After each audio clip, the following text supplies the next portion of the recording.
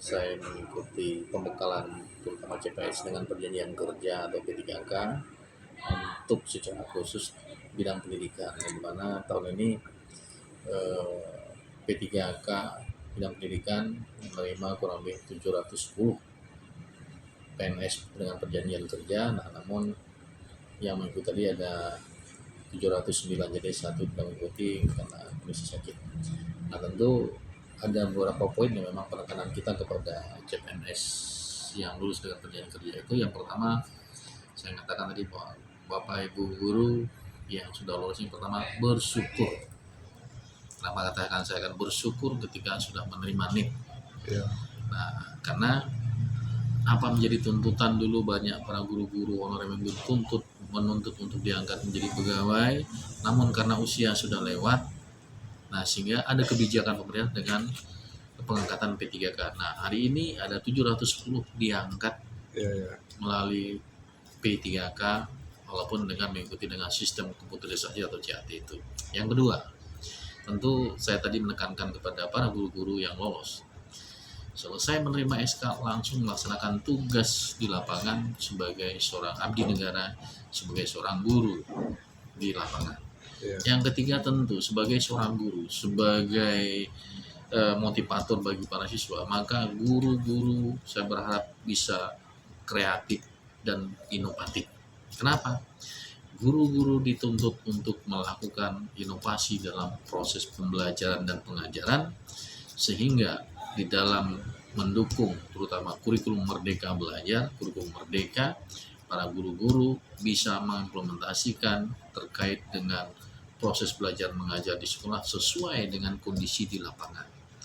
Nah, yang berikutnya tentu kita berharap kepada para guru-guru ya, selain berinovasi, ya tentu satu poin yang utama adalah bagaimana seorang guru harus punya keinginan untuk merubah diri di dalam proses pengajaran dan pembelajaran. Kalau itu sudah dilakukan dengan guru yang kreatif inovatif tadi, maka siswa pasti akan senang di dalam proses pembelajaran. Kurikulum Merdeka Belajar tentu bisa menyesuaikan dengan kondisi-kondisi di lapangan. Tidak hanya harus terpaku dengan kondisi di ruang kelas, tapi bisa melihat kondisi di lapangan yang bisa menyenangkan bagi anak-anak belajar. Nah, kemudian juga bagi guru-guru yang belum mengikuti program guru penggerak, ayo ikut dengan program guru penggerak. Nah, sehingga di situ akan ada inovasi, ada terutama semangat perubahan di dalam pembelajaran. Nah, sehingga mutu kualitas pendidikan akan baik ada di tangan Bapak Ibu guru dalam berinovasi dalam proses pengajaran dan pembelajaran.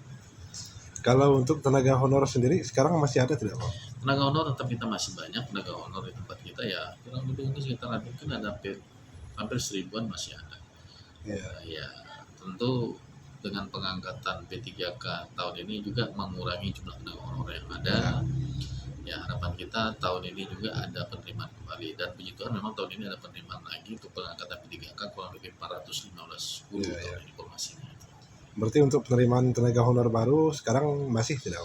Ya, kalau di lapangan kalau memang sangat diperlukan, ya tentu kita harapkan mereka mengangkat melalui dana BOS. Ya, karena tidak mungkin kalau gurunya udah pensiun, lalu gurunya membiarkan, kepala sekolah membiarkan, misalnya ada 6 rombongan belajar, sementara gurunya hanya 6, satu pensiun berarti tinggal 5. Apakah mau diajar satu kelas dua kelas diajar satu guru, seorang guru? Tidak. Bagaimana seorang kepala sekolah harus juga mencari inisiatif untuk mengangkat tenaga honorer melalui dana BOS walaupun yang jumlahnya dibatasi. Nah, sehingga mengantisipasi kekurangan daripada guru di lapangan.